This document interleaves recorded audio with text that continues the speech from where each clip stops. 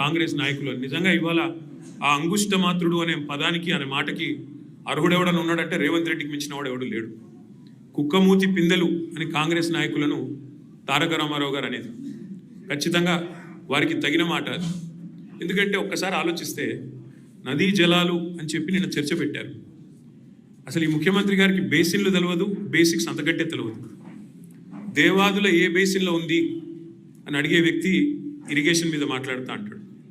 అట్లాగే ఆయన ముఖ్యమంత్రి అయిన తర్వాత వట్టెం పంప్ హౌస్ మునిగినా ఇంతవరకు కనీసం దాని మీద సమీక్ష చేయలేని అసమర్థుడు రేవంత్ రెడ్డి. ఎస్ఎల్బీసీ టన్నలు తన అవినీతి వల్ల కుప్పగొలితే 8 మంది అందులో సజీవంగా జల సమాధి అయితే ఇంతవరకు వాళ్ళ శవాలను కూడా బయటికి తీయలేని ఒక అసమర్థ పరిపాలకుడు రేవంత్ రెడ్డి.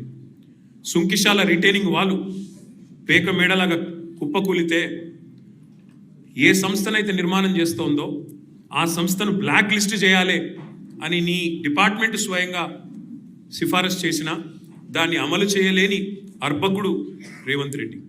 అట్లాగే ఆయన పరిపాలన గురించి ఒక మాటలో కట్టే కొట్టే తెచ్చే అన్నట్టు చెప్పాలి అంటే ఏమున్నది పరిపాలన గొప్పతనం ఈ 2 ఏళ్లలో? కేసీఆర్ గారిని పట్టుకొని నోటికి వచ్చినట్టు మాట్లాడుతూ పనికి మాలిన చెత్తవాగుడు వాగుతూ నిన్న శాసనసభలో ఆయన మాట్లాడిన మాట బాధ ఎక్కడ అంటే, సరే ముఖ్యమంత్రి ఒక అర్భకుడు, అంగుష్టమాత్రుడు, ఒక నికృష్టుడు, ఇవన్నీ మనకు తెలుసు. సర్వభ్రష్ట ప్రభుత్వానికి ఇవాళ అధినేత ఈ ముఖ్యమంత్రి. సర్వభ్రష్ట ప్రభుత్వం ఇది, ఈ రంగం ఆ రంగం అని కాదు, అన్ని రంగాల్లో అట్రఫ్లాప్ ప్రభుత్వం, సర్వత్రా విఫలమైన ప్రభుత్వం ఈ ప్రభుత్వం. కానీ బాధాకరమైన పరిస్థితి ఏమంటే అందరి హక్కులకు కస్టోడియన్లా ఉండాల్సిన స్పీకర్ గారు ఇవాళ ఆయన బడివే అనే మాట మాట్లాడితే కళ్ళప్పగించి ప్రేక్షక పాత్ర వహిస్తుంటే ఏమనాలనో అర్థం కావట్లేదు. ఇది పార్లమెంటరీ భాషనా? ఇది ప్రజాస్వామిక భాషనా? మాకు అనరాదా ఈ మాటలు? రేవంత్ రెడ్డి గారికి నేను చెప్తా ఉన్నా, నీకు ఒక భాషలో వచ్చేమో తిట్లు, మాకు 3-4 భాషల్లో వచ్చు.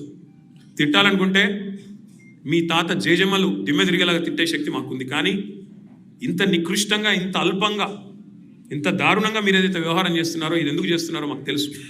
ఎందుకంటే మీ అజ్ఞానాన్ని కప్పిపుచ్చుకోవడానికి.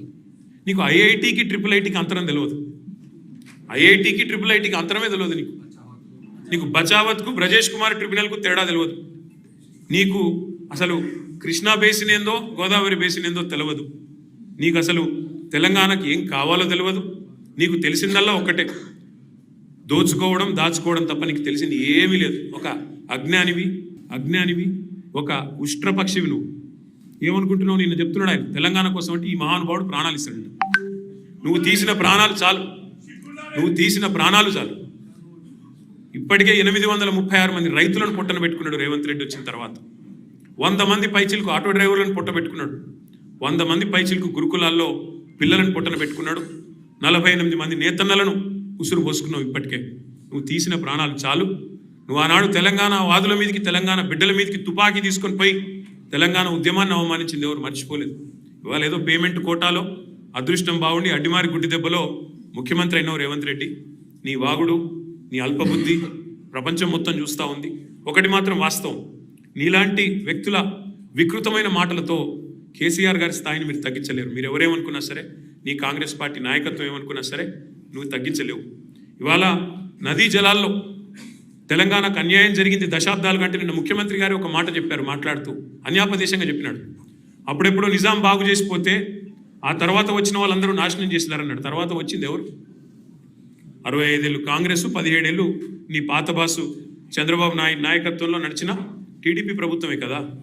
కాంగ్రెస్ టీడీపీ కదా దొందే అన్నట్టు ఈ రాష్ట్రాన్ని 2014 దాకా నిరాటంకంగా పరిపాలించింది.